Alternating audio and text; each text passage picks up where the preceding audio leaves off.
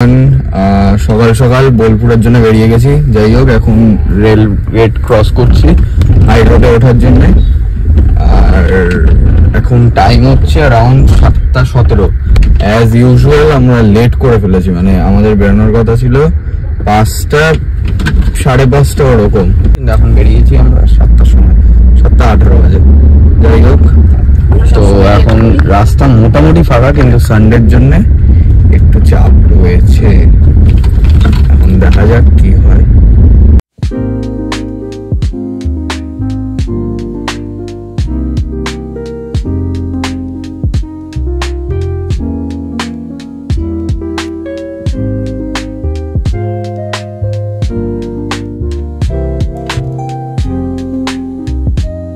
চলে এসছি এখন সোনাঝুরির বাগান বাড়িতে খেতে।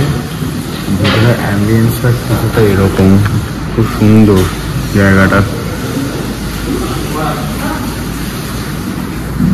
এখন খাবার করে খাবার দেওয়ার পরে খেয়ে দিয়ে এখান থেকে হয়তো আমরা হাটের দিকে যাবো। এখানে চলে এসছে খাবার। এখানে আছে একটা কোনো তরকারি, এখানে ডাল, এখানে আলু পোস্ত, মিষ্টি, চাটনি, লেবু, স্যালাড, পটল, আলু ভাজা, ভাত, তার সাথে পাঁপড়, কোনো কিছুই বাদ দেয়নি। যাই হোক, এইখানে এন্ট্রেন্সে তোমরা পুরো ফুলের একদম গার্ডেন পেয়ে যাবে, ভর্তি গার্ডেন। আর ওইদিকে মানে এমনি বসে যদি চা টা খেতে হয় বাইরে বসে, আর ওই রকম যদি ভিউ নিতে হয়, চারিদিক পুরো গ্রিনারিতে ভর্তি। আর এটা হচ্ছে একটা রেস্টুরেন্ট কাম হোটেল, যেখানে থাকতে পারো। আর এইখানটা দেখো, জাস্ট কি অপূর্ব লাগছে, সুন্দর, চারিদিক পুরো সবুজে ঢাকা, সত্যি খুবই ভালো যেখানে খেলাম।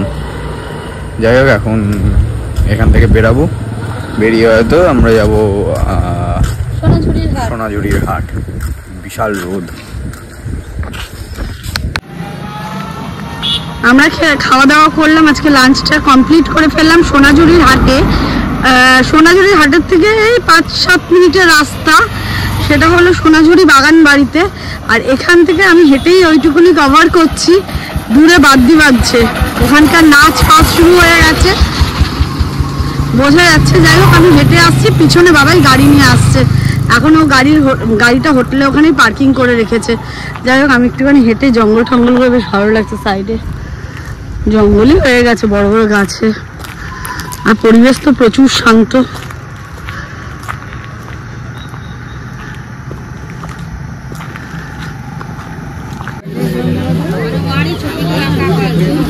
$950 চাইছে। এখন দেখছি এটা কত হবে বলো। মাত্র 100 টাকা? না না, কালেকশন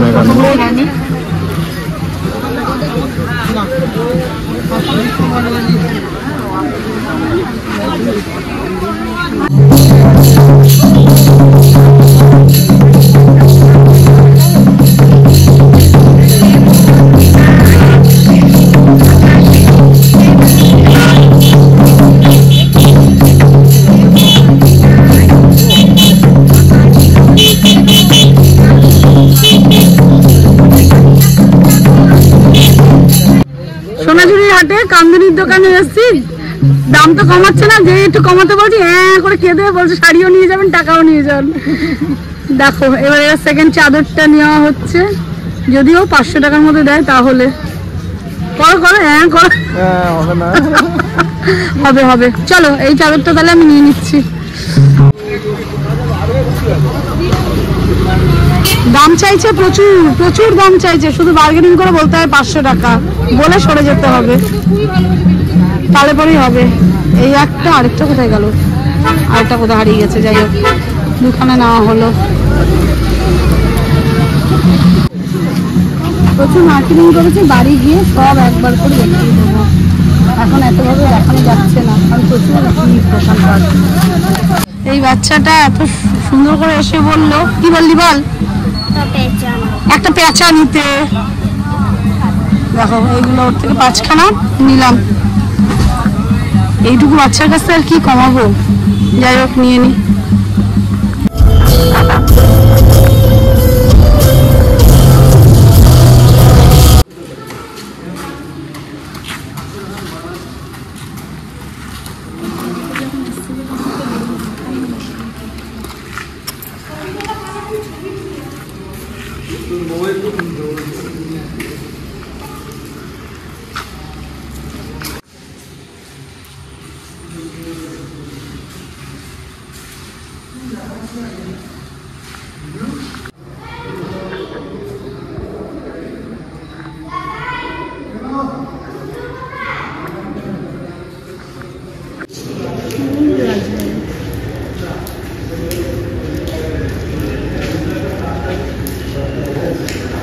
বলো।